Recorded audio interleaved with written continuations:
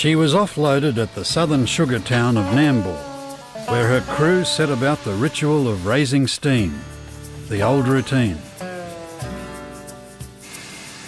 But what lay ahead no sugar train had ever faced before, a 2,000-kilometre haul, way up the coast to where the sugar rails end, in a 50-year-old loco.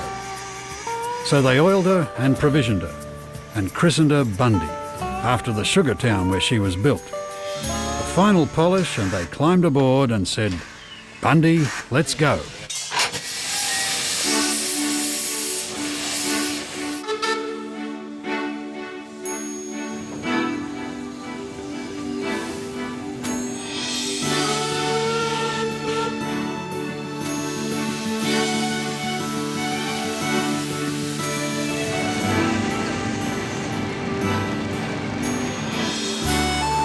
Small-gauge steam locomotives were the backbone of the Australian sugar industry from the 1880s to their replacement by diesels in the 1970s. Many were scrapped or just left to rust, but not Bundy. Rail devotees salvaged and restored a few of these little tank engines, giving them weekend runs on closed tracks. But this was something else. This was a 50-year-old engine on a 100-year-old railway.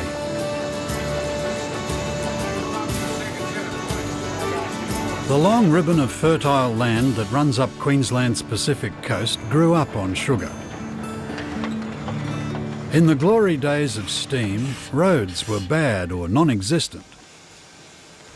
River and rail were the kings of heavy transport.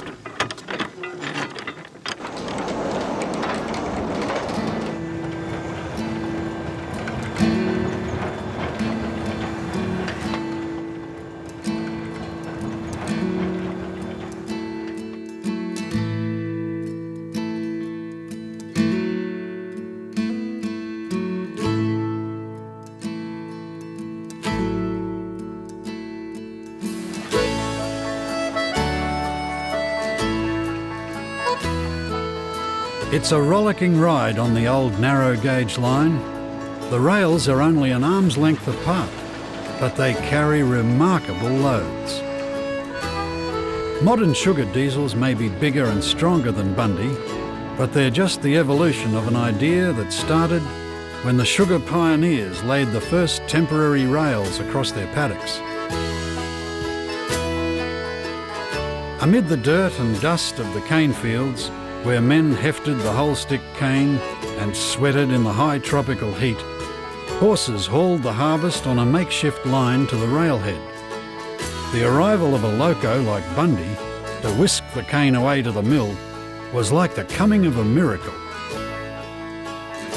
The Milliquin Mill still stands on the Burnett River to salute Bundy as she comes steaming back into the lives of the locals who once drove the sugar trains.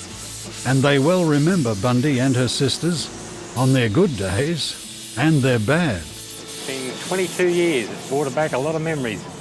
You know, when you had to work these things for real, yeah, at the start of the week they were good, but by the end of the week when you had dirty water and they were priming, they were a real curse to sort of walk onto. Bundaberg has given its nickname to Bundy and, more famously, to the liquid gold fermented and distilled from sugar. You're looking at $500 million worth of Bundaberg rum.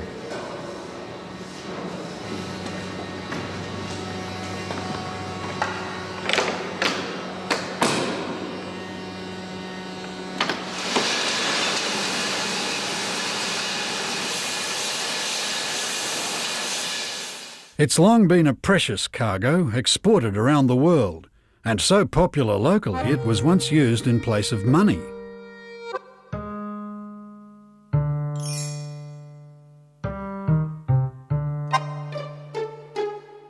Back then, a fair bit of unauthorised quality control took place down at the docks. All you needed for this rewarding hobby was a good thirst, a good mate with a good lamp, and a good brace and bit.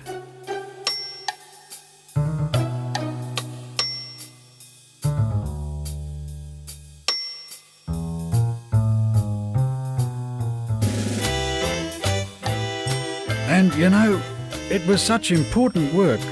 These volunteers did it for nothing.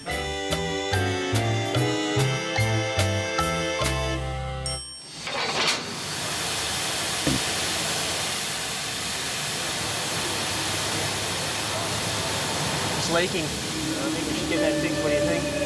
That's where it's coming from, between the smoke box and the saddle. Yeah. Must be that main steam pipe that's leaking.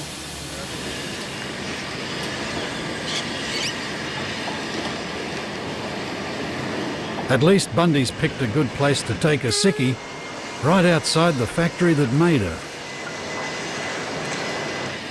Good that it can come home to where it was built, and at least we have got a drawing. And there are not too many drawings of steam locos still remain, because we'll have to cut the pipe and undo these bolts down in here. They probably haven't been undone since 1949, 52, around that time.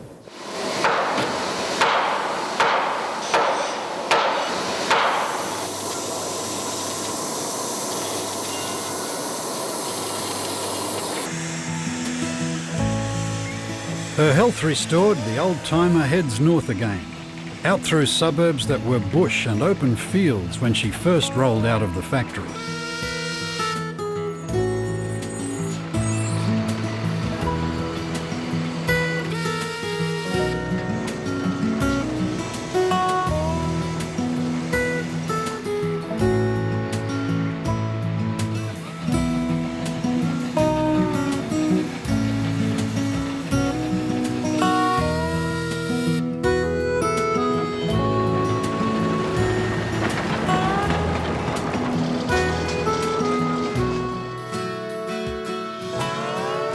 Mackay, where the Pioneer River ends its long seaward journey through some of the finest sugar country in the world, and where Bundy meets an old-timer like herself, intent on keeping history alive. We picked it up in '52. We roared to go down to the place, the railway station, and there it was, sitting in a railway truck.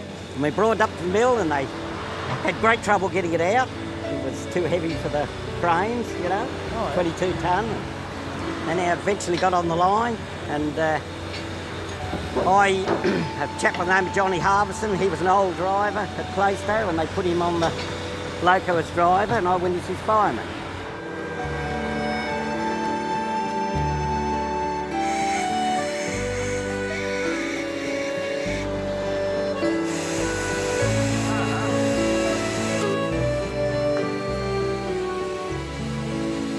I honestly think it's probably better than when it was new. It just looks better somehow.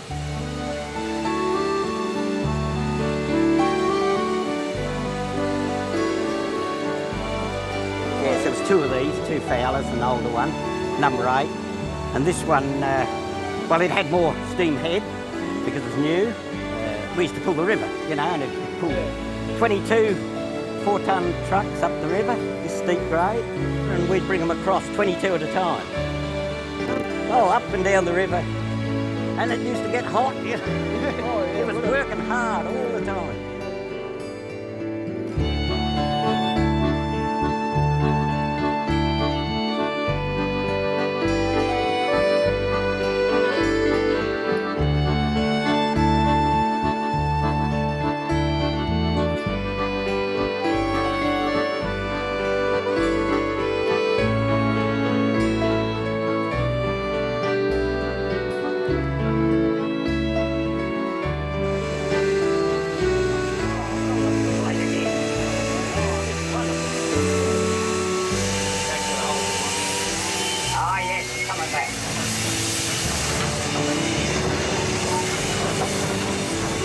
Oh, wonderful. Yes, it sort of brings back memories. And going over the hills and through the lantana and rocking along.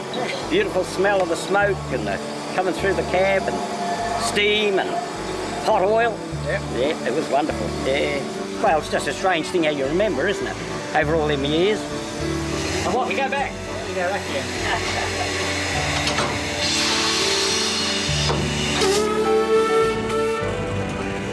I left here and went to Mossman and I worked on a diesel. And well, they're a lot rougher and with gears and things like that. It was easy to put trucks off the line, where these are very flexible, you know.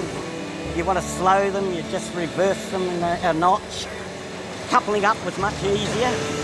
Oh yeah, always look back on the steam, yeah. Yeah, every time I smell burning coal, I just think of the days on that. How about that? That's all right. Bloody good. No worries. Lovely. Thank you very much. Not a problem. Oh, wonderful. Not too many of us old steamers left. Nah.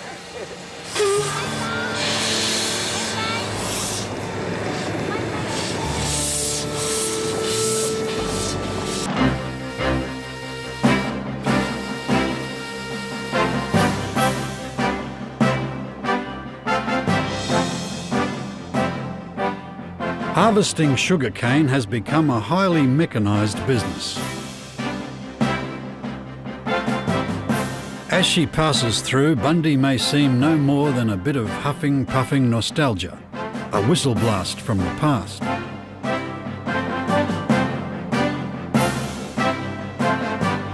But for older Australians, she brings memories of a shameful time, when the story of sugar turned bitter and as dark as molasses. They called it blackbirding, hunting down South Sea Islanders, deceiving them with labour contracts they couldn't read, then bundling them off to the pitiless Queensland cane fields. Some 12,000 dismissively labelled Kanakas slaved among the sugarcane from the 1870s to the early 1900s.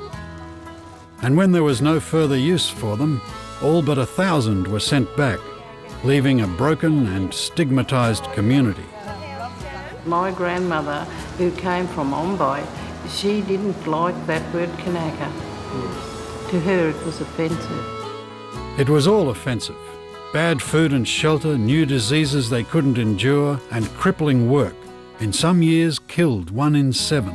My grandmother came here in 1875. She was taken from the island home without any warning.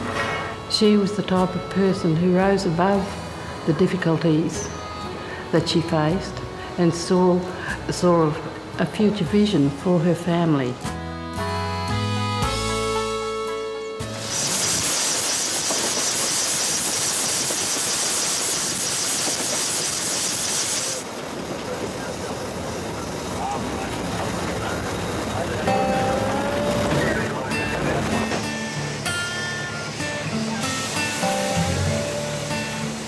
When you've really got to have it, water is where you find it.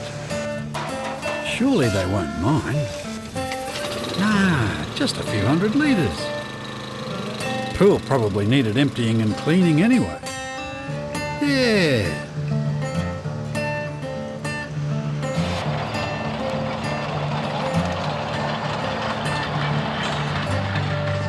And after all, everyone loves a little steam engine like Bundy.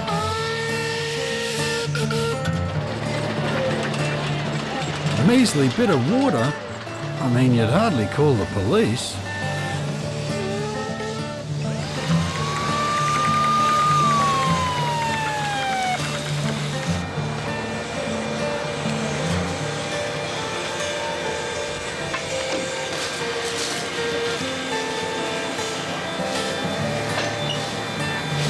Require a sample of your breath, which you can provide by placing your mouth over the mouthpiece here, blowing one continuous breath until I ask you to stop. Understand that? Yep.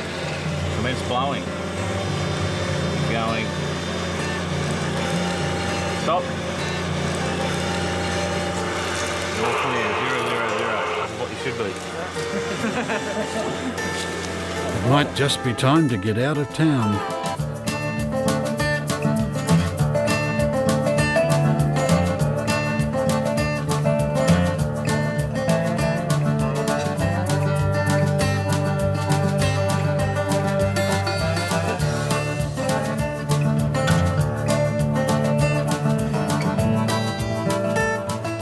There's a bit of cloud around too, a reminder that Bundy's got to press on, a reminder that the summer storms, the big wet, will soon bring rain and floods sweeping over the cane country. The big sugar holdings of the 1880s were gradually broken up and subdivided into small family farms. The sugar railway became their lifeline, carrying not just cane but mail, freight and supplies from town. Feats of rail engineering remain as monuments to the heroic status accorded the little trains for conquering in so many ways the isolation of the sugar pioneers.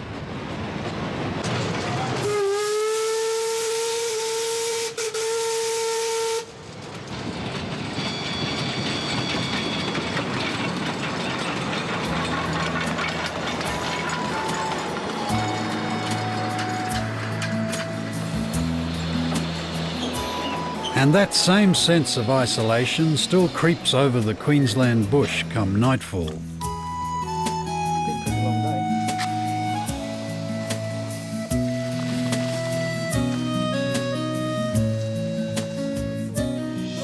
It's lonely out here until the flames push back the darkness and the sausages start to sizzle on the fireman's shovel.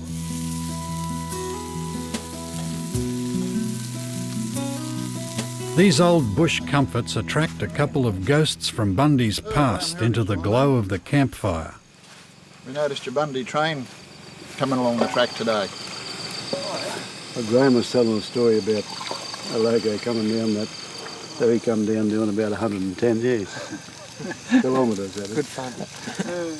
Over the years, someone bailed off in the railroad, but mostly we've been told to stay with them. The safest place is on the loco. But if something went wrong, it was much safer to stop inside rather than get out because you had all the train coming behind you. If you jumped that side and the trucks went that side, there's a big chance you'd get killed. We had one lad killed when the engine jumped the track and the tender came off and rolled over on top of him when he jumped out. Sugar can be a dangerous business, for wherever there's sugar cane, sooner or later there's fire. Despite much effort being put into the spark arresters that was put onto the engines, we always managed to keep burning paddocks of cane, throwing sparks out of particularly on heavy pulls if you're pulling a big load of cane and throw a lot of, pulls the coal through, throws it out of the stack and set the place alight. Well, a loco going past was an excuse to get more cane cut. They usually wait till sugar was prime time and the gang was somewhere else, and here's a chance to get a block of cane cut early and at my time, at the right time, and they'd sneak around the creek bank, and when the old loco went through, boom, up she'd go.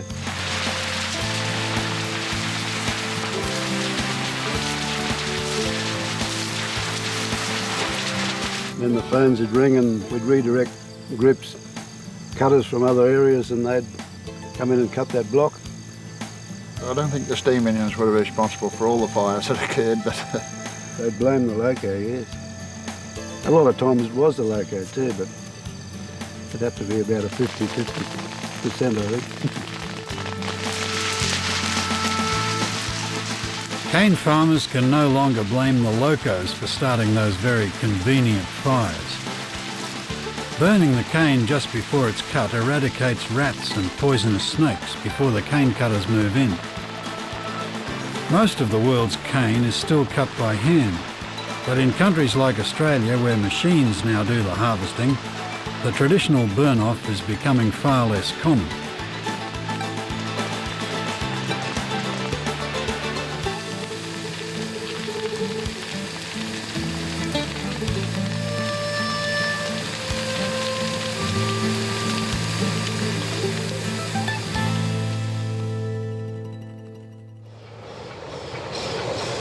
It had to happen.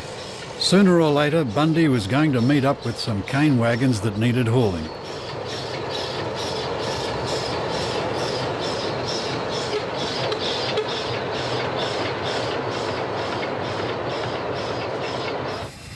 To be honest, she wasn't too pleased. Waterproof. But in sugar country, it's never long before the cavalry comes to the rescue.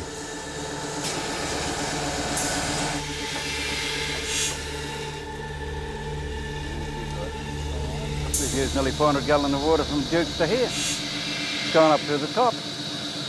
What do you think's wrong with the water? Well, it's priming with them. There's something in the water was making a bloody engine prime. So I've never seen as bad as this. Trouble is, there's a stiff gradient just ahead. Well, it puts your fire out, and then you could damage your crown plate. It won't blow up. That's for sure. See if we can fill it back up again and head off and see if we can get up and over. Give it another go. Will it make it? Don't know, I'll tell you when we get there.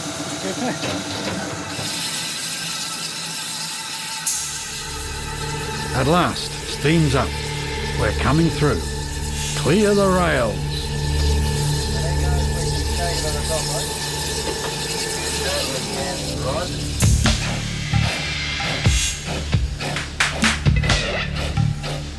The fun stops right here and the work begins.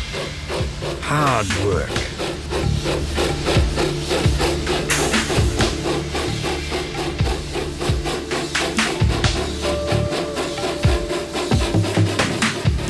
I'm sure I can, I'm sure I can, I know I can, I know I can. Well, I hope I can.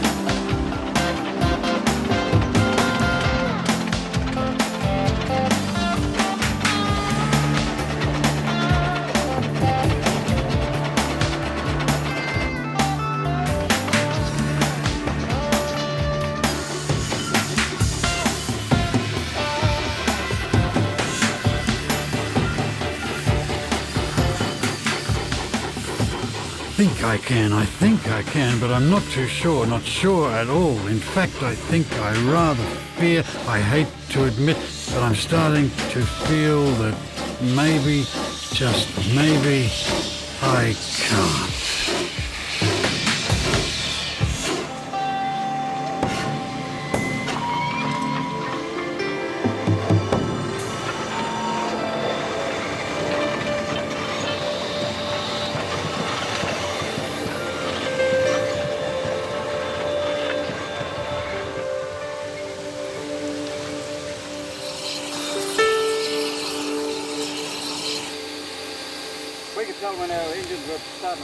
It's a bit like life. You try your best, you do your darndest with 50 horsepower, and all you get is a kick in the pants from 700 horsepower.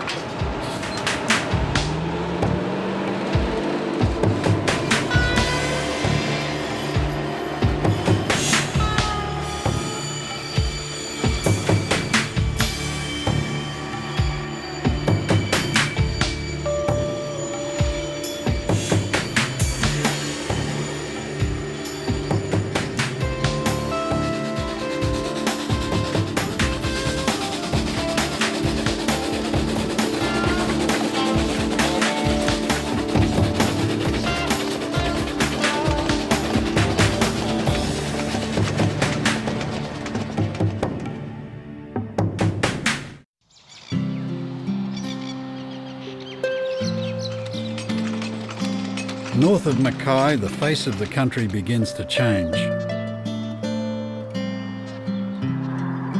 From here on, Bundy will be steaming through days of high heat and high humidity, through a landscape defined by storms and floods. This is the southern gateway to a place of lushness and colour, one of the world's great showcases of natural beauty and variety. The gateway to the wet tropics.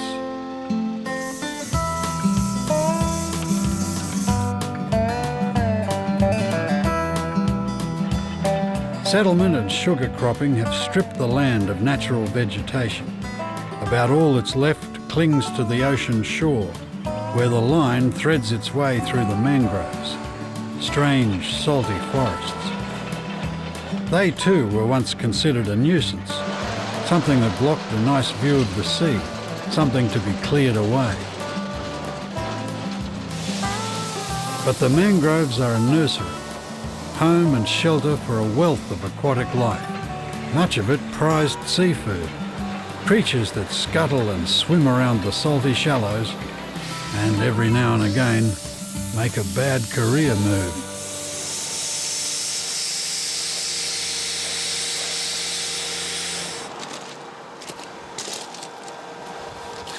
Get over your rotten side. Forward.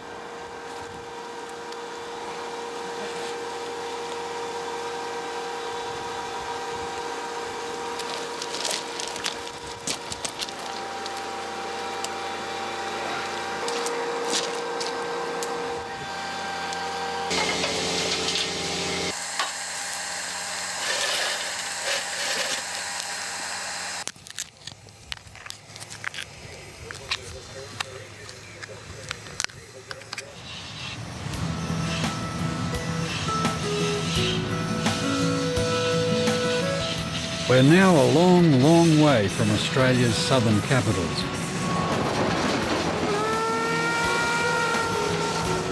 The pioneering years were tough up here. Distance and isolation bred North Queenslanders who were self-reliant, self-sufficient and scornful of those down south who had it easier. In some ways they still are. Nowadays the North's got every convenience on tap, but there's still a lingering rivalry between folks in the north and folks in the south. A century ago, that rivalry was at boiling point. The locals reckoned their burgeoning wealth, built on sugar, was unfairly taxed, to the great advantage of the south. Some of the northern settlers clung to a united Queensland, but many others, especially in the sugar industry, demanded a brand new breakaway colony. Self-rule for the north. Which way do you think we're going? Oh, I honestly don't know. Could be... Which path to take? Might be off to the side there. I still think we're going to go straight ahead and have a look. Yeah. The debate almost tore Queensland in two, but was suddenly overtaken by the greater question of nationhood. The Australian colonies were on the verge of federation. The Great Agreement of 1901 that would forge the old British colonies into a new country, the new Australia. The North soon saw the advantages that lay down this track. Free trade, ready markets for sugar. Federation won the day. Separation was off the agenda, and there were new faces in the cane fields. Enter the Italians. Welcome, fellas. Come on, come on.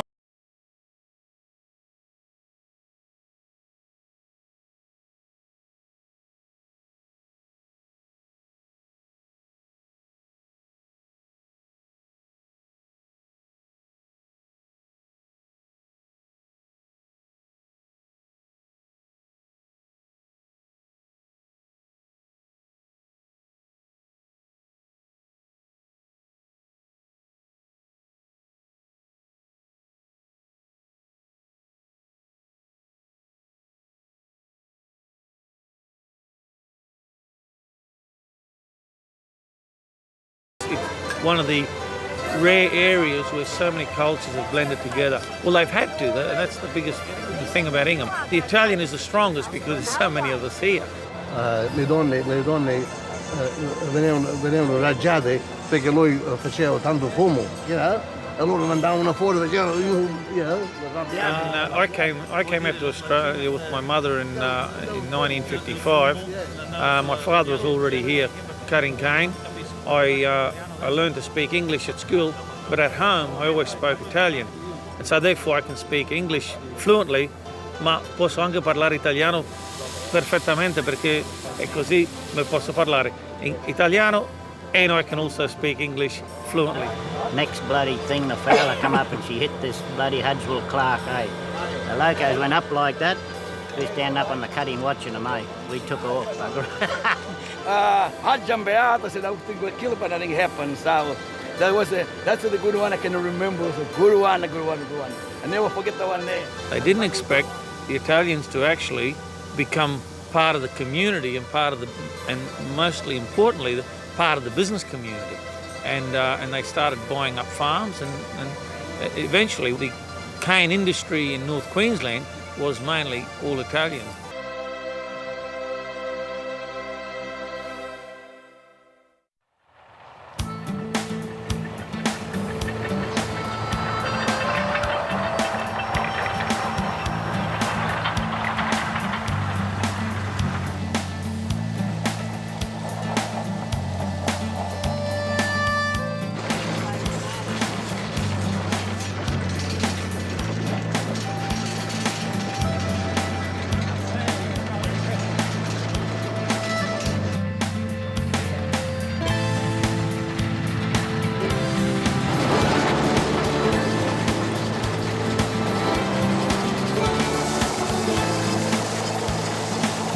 The land is rich and fertile where the sugar grows, but it's infinitely more rare and precious where the sugar stops. Cane fields and bananas, intensely cropped in the far north, have relentlessly destroyed entire valleys of wild lowland rainforest.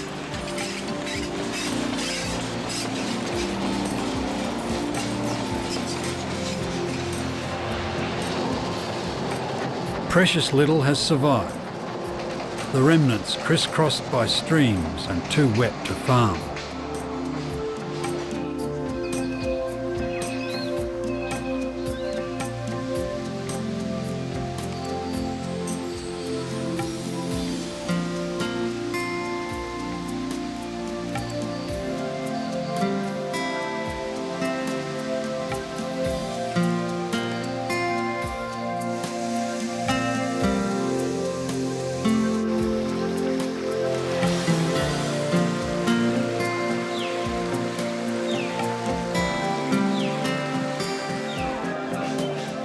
Thankfully, the rail lines running through these fragile places are little used these days. Rainforest is resilient, and a canopy of branches will someday grow back over the gash cut by the rails. But if Bundy was the last train ever to pass through here, the trees wouldn't mind a bit.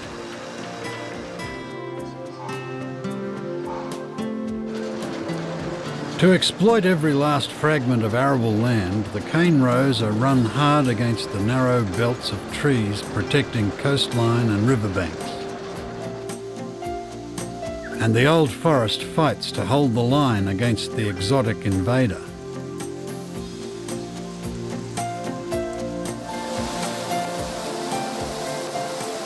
The prospects for the rainforest are brightest where national parks have been declared. The line still runs along the river, but only because it was here first and the park came later.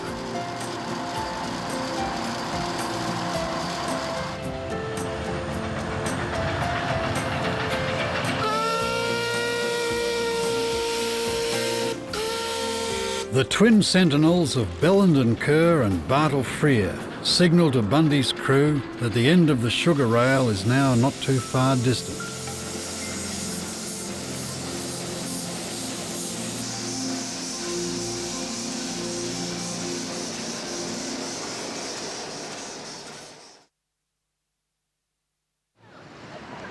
Innisfail is a historic name on the roll call of Queensland's prosperous sugar towns. Summer's coming and already the living is easy. But 120 years ago, the town was in wild pursuit of fortune. 18,000 Chinese across the north were gripped by gold fever, that mad, scrambling riot where miners raced from one rainbow to the next and always got there too late. One who failed on the goldfields was Tom C. Poi, but with his wife Chan Han, he opened a general store in Innisfail in 1882. Their children were raised respectful of their ancestry, but in no doubt where their future allegiance must lie. And their father became a local legend. In the old days, farmers were all struggling. Everybody was struggling for livelihood. And people still tell me the stories about how my grandfather, if it weren't for him, they'd have starved to death. He used to extend credit which went into years and years sometimes. Herbert was my father, and he was a young man who was served in all parts of the business, including the delivery of the groceries.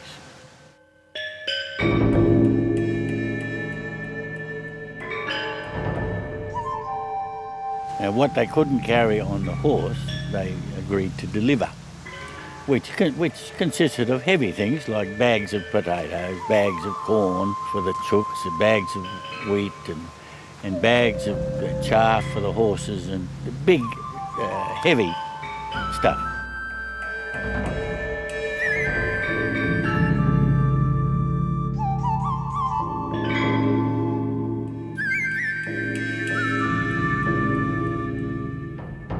And if it was uphill or a bit too hard to push, they had to use a hoe handle jammed in behind the sleepers and lever the thing along.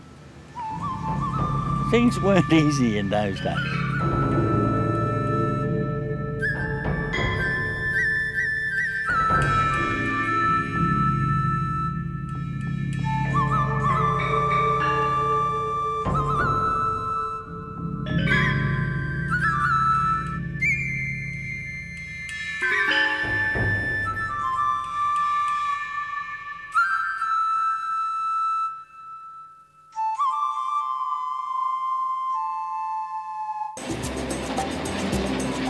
But Bundy has rather more sophisticated tastes that take her a little further north.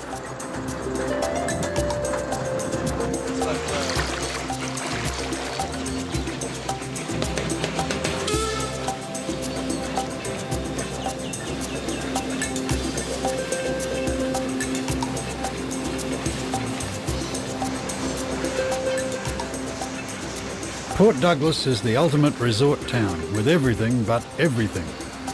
Even a parking valet who doesn't know when to shut his eyes and pretend this isn't happening. Welcome to the Radisson route. I'm Xavier. There you go, mate. Park it for us. Be great. Thank you.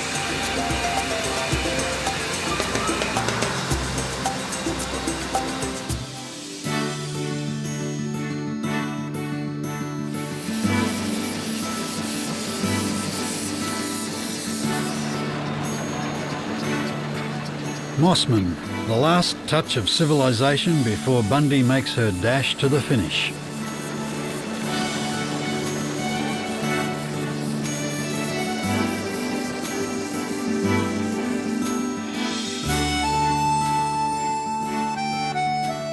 And a dash it must be. The skies are lowering over the sugar country. The air is so wet you can feel it on your hand. It's almost cloudburst time, when the rivers will break their banks and turn the cane fields of Queensland into broad, muddy lakes.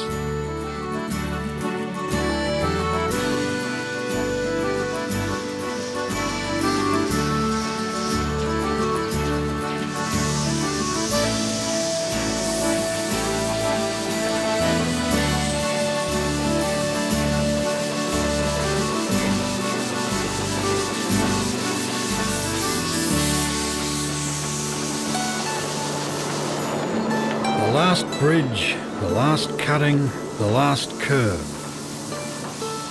And finally, 2,000 kilometres north of that mill yard back at Nambour, where she was first fired up for this odyssey, Bundy steams down the very last straight.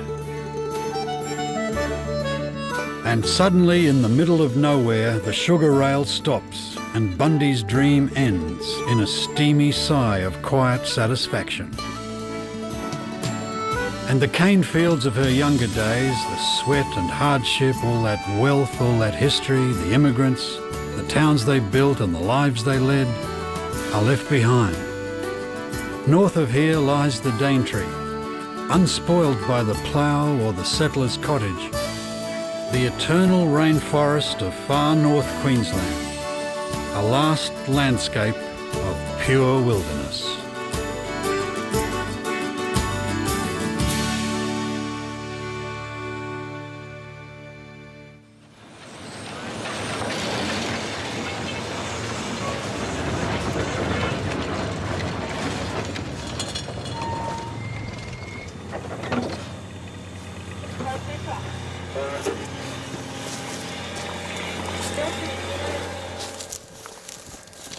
big one.